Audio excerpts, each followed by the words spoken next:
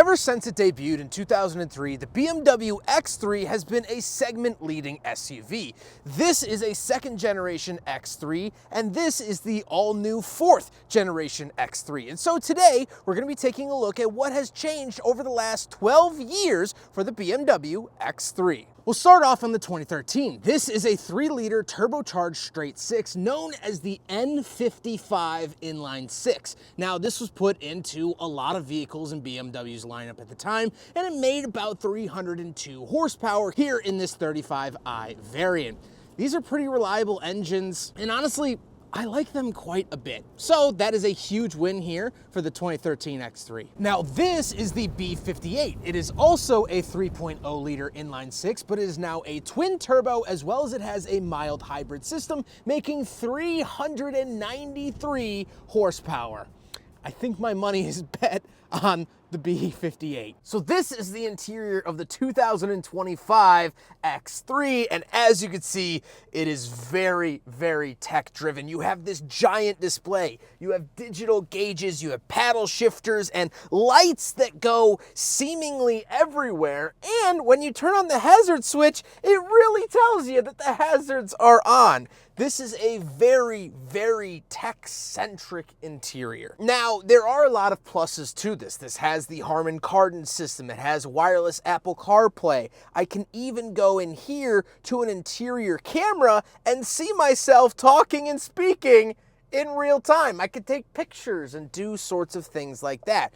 Now, this is very nice, hip, fresh, and modern. However, I think it does lack that originality and simplicity that the 2013 really has. This is trying to wow me. This is trying to put a towel over its arm and offer me a mint in the bathroom. That's how this all feels. And it feels great, it feels cool, but it can sometimes just be a lot. Driving at night, having basically two flat screen TVs staring at you in the eyes is not always how I prefer to drive. But it looks great. It's cool. Now we're in the 2013, and there's a reason I wanted to show the 2025 first. Look at this. It's simple. We have physical gauges. We have physical buttons here to push with our fingers. We have the start-stop button in a lot better of a spot up here on the dash. However, this is less visually appealing. I actually like the simplicity of the 2013's interior just a lot better. Everything in here is a little bit more familiar.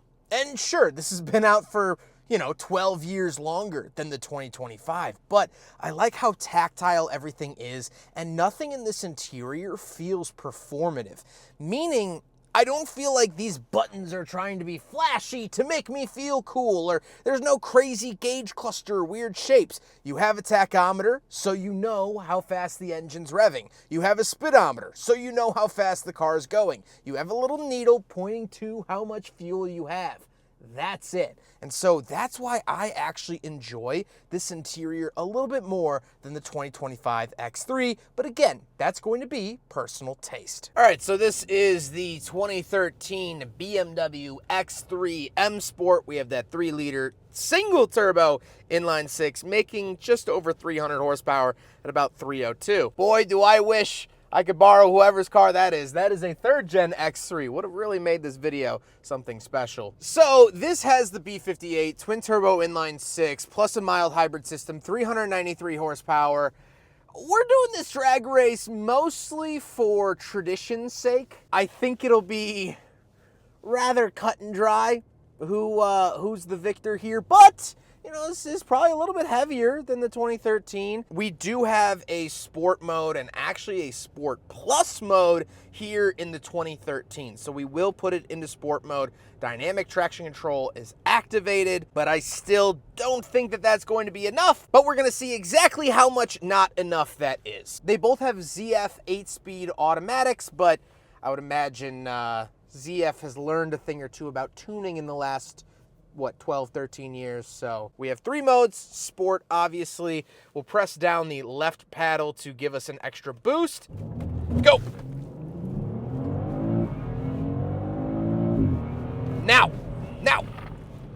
The B58 hits a lot harder. However, in terms of location in which we hit the designated speed number, it was pretty close, like on the road. Maybe I backed up, you know, a little bit less, and I don't know, but they're actually probably closer than what I thought. The N55 is great. Like I don't want this like silly little preliminary drag race to be like, oh, I now I have to get the new one, because I think it's actually pretty fine. Like for a 13-year-old SUV, this thing still moves. It still has, you know, that fighting spirit to it, which I love to see. So I do these drag races a little bit more of a goof. Not really direct comparisons. It's under certain conditions, blah, blah, blah. But I'm still very, very happy with how this X3 drives. The big takeaway here is that they're both really, really solid powertrains and really solid drives out of SUVs. This is going to be way more entertaining to drive, way better to drive, just overall a greater experience than a CR-V or a RAV4, things like that. Now, it doesn't necessarily fight with those in price segment, but BMW's ultimate driving machine DNA is still alive here in 2025. Not bad. Not bad at all. And so, there you have it. Which one of these would you want to take home? I personally would probably want to stick with the newer technology and that B58. It's just a lot of bling for my taste. If you like something more simple, you can check out the second generation X3. I hope you guys enjoyed the video. Don't forget to rate the video, comment on the video, and subscribe if you really liked it. I need a coat. Take care, guys.